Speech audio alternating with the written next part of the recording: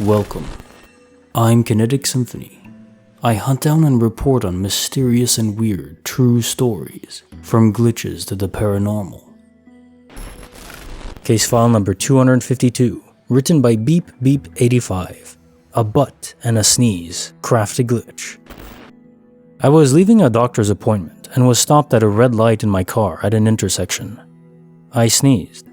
About 10 seconds later, my iPhone that was securely in the pocket on the thigh part of my yoga pants started ringing. It was my mom and I answered it. Immediately she said, "Bless you."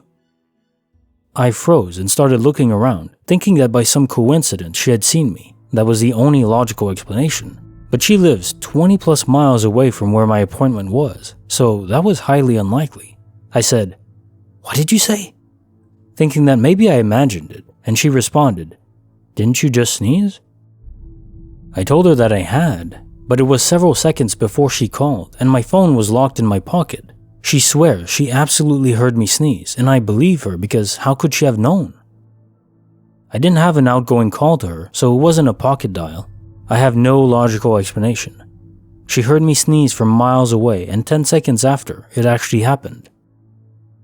We've always been close and have had weird occurrences like an eye twitch at the same time, and experiencing random heart palpitations that went on for some time before one of us brought it up and realized it was happening to both of us. But never anything like this that we absolutely could not explain or just attribute to coincidence. Anyone have any insight on what could have taken place? A glitch in the Matrix? Weird telepathic occurrence? Case file number 253, written by Individual Act 5804. Prom Dress Perfectionist.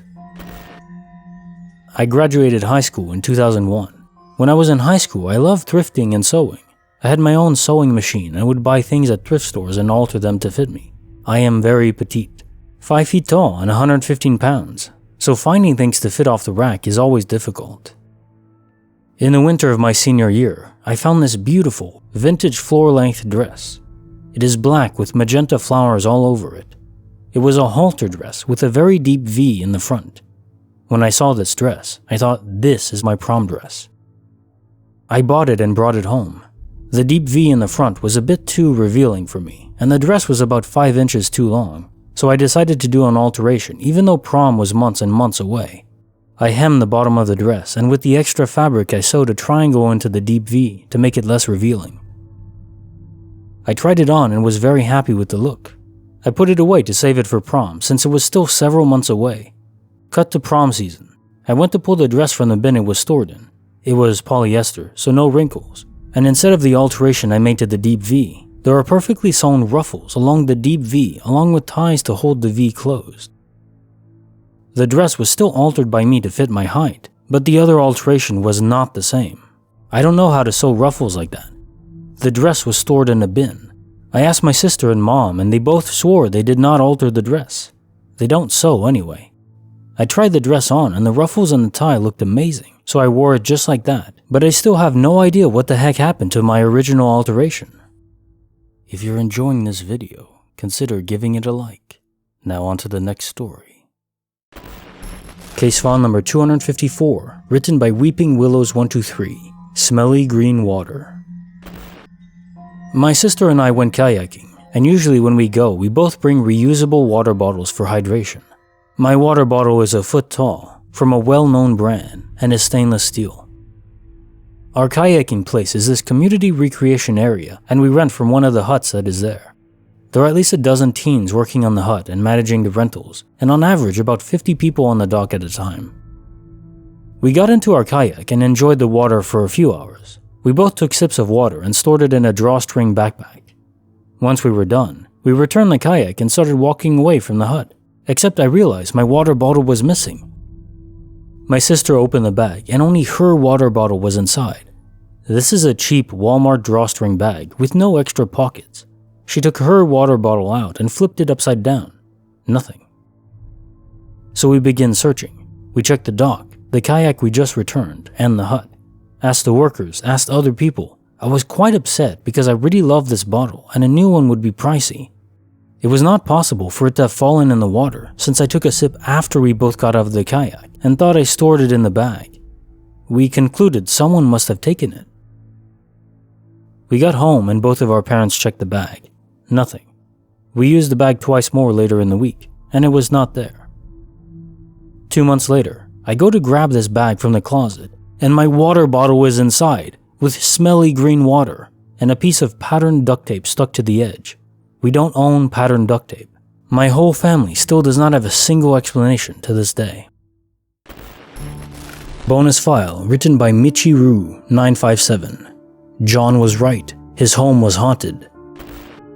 Way back in 8th grade, I had a friend, John, who years before had his house burned and deemed unlivable. Now being a kid, full of confidence and not fully believing it, me and another friend Jim called BS at the time when my friend said the burned house was haunted. Finally one day, John agrees and we go see this house as his family still had the keys, and it was on his way home. Walking up to the place, John had told us about several experiences in the house, from a large Civil War looking soldier to energy balls and children's laughter that would appear and disappear. Taking this information, we still called BS and went inside the house. The inside of the house was still fine, as it was the garage that had burned, making it a hazard, but safe enough to explore. The inside of the house felt strange, zero airflow, but no dust, and at first, dead silence. After walking in and essentially walking straight to the garage entrance and the back door to show the fire marks and point out where John had found arrowheads in his backyard, we decided to look around more. Very soon after we started walking towards our old rooms, we all very faintly heard music. The strangest part is each of us heard entirely different genres: rock, classical, and rap.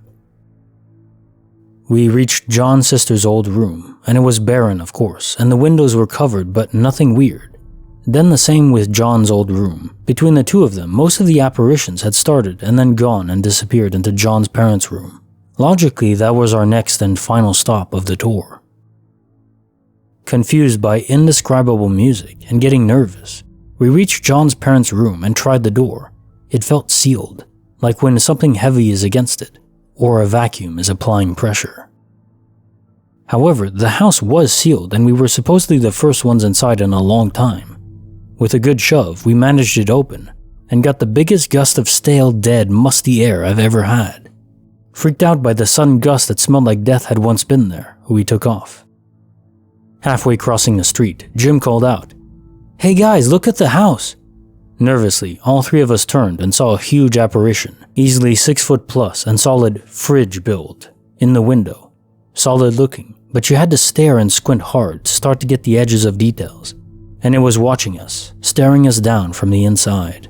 Obviously freaked out, we ran all the way to John's current house. And that's the story of my first haunting / paranormal experience way back in 8th grade. Bonus file. Written by ToffeeSmithy, what her stepdaughter confirmed sent chills up her spine. I live in a 3-story, 4-bedroom new build house. This plot of land was a residential home. Before that, I have no idea. Anyway, myself, my partner, and our young children have lived here since it was built, nearly 6 years. I've never felt anything bad or good in this house, except for the bedroom on the top floor. That bedroom was our youngest one's bedroom. That was her bedroom from about 6 months until about 2 years. She never slept well, ever. She would always wake up during the night, sometimes crying uncontrollably. We just put it down to her being a crap sleeper.